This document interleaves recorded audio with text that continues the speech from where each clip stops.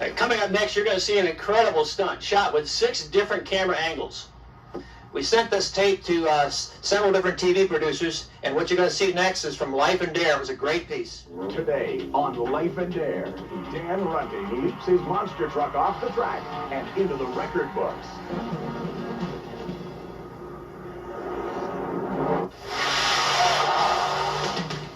Our biggest worry is that we'll hurt the driver. It's definitely a big risk. It's exciting, but you got to be ready for anything. Dan Runting has had a long-time love affair with monster trucks.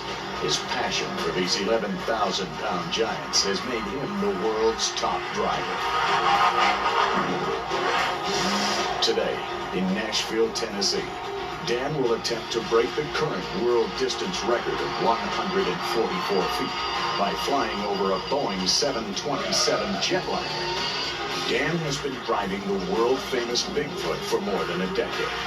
He understands the dangers of today's jump. Nothing is for certain. A stunt can quickly turn into a disaster. These behemoths can easily flip, spin, and roll. Even a practice run can have a potentially fatal ending.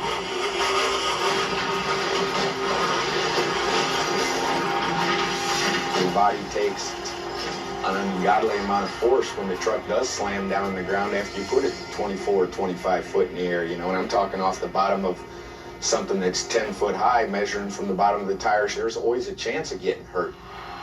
I've actually rolled the truck 4 different times. Just a bad bounce, and they put the truck over those kind of rollovers or those kind of accidents. They actually hurt and pull muscles. You know, the truck's not set up to land any other way but on its tires. Dan constantly pushes the performance boundaries. The Bigfoot team must make sure the truck is up to the challenge. Over the years, with the different stunts that we've done, each one has gotten progressively further and further, or longer jumps or higher jumps. We've added more safety equipment to the truck. We've had to beef up the chassis in places where it was weak, or we've bent the frame. The sizes of the tires we run on these trucks are 66 inches tall. What we do when we put these on the race chassis is we shave the tires down. We take as much as 200 pounds of weight off each one of them, and that gives us more power to the ground. With big speed and big air, Dan must be protected inside the cab. The driver has to wear a lot more gear. He has a full harness on, he has a neck collar, he has a special helmet, he has a kidney brace. We spend a lot of time and money protecting the driver with a special cage and all the safety gear on him. The truck can be repaired, but the guy can't, so we worry him a lot about him. The world record attempt is new ground for Dan, his team, and his truck. No one is sure exactly what will happen. We were all walking around this 727 jet going, wow, this thing's big. And to walk up to something of that size and a truck that you know you have to jump over that with, it's really intimidating. We have to see what we're going to do to start with, how high he's got to be, how long of a jump it's got to be.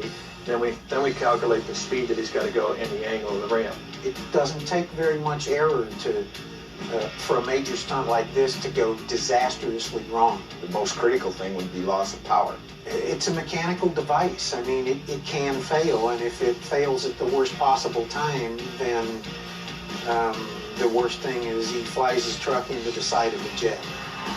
The stage is set for Dan Runting and Bigfoot. You're actually committed 60 to 75 foot before you ever get to the ramp, and you better have the speed that you need to get over.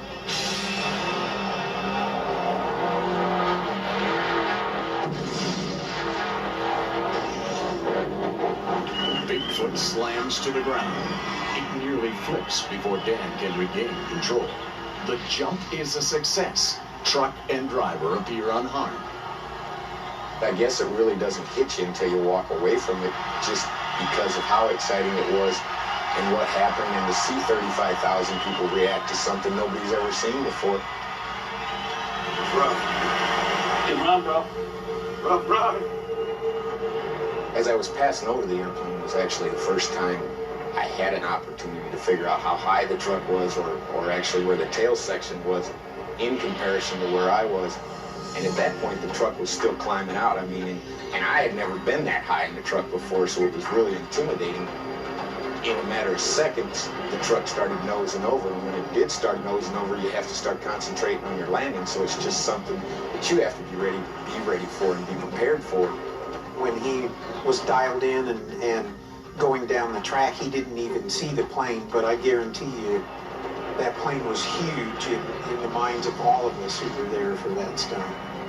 Our driver went faster than we had predicted, so he not only cleared the plane, but he cleared it by about 14 feet, and he went 202 feet, which was, what, 40, 50 feet further than anybody had ever jumped before with one of these trucks. It's an adrenaline rush. You know, it's something you really can't explain until you stand right there and do it yourself. Dan Runting has shattered the monster truck distance record, jumping Bigfoot an incredible 202 feet.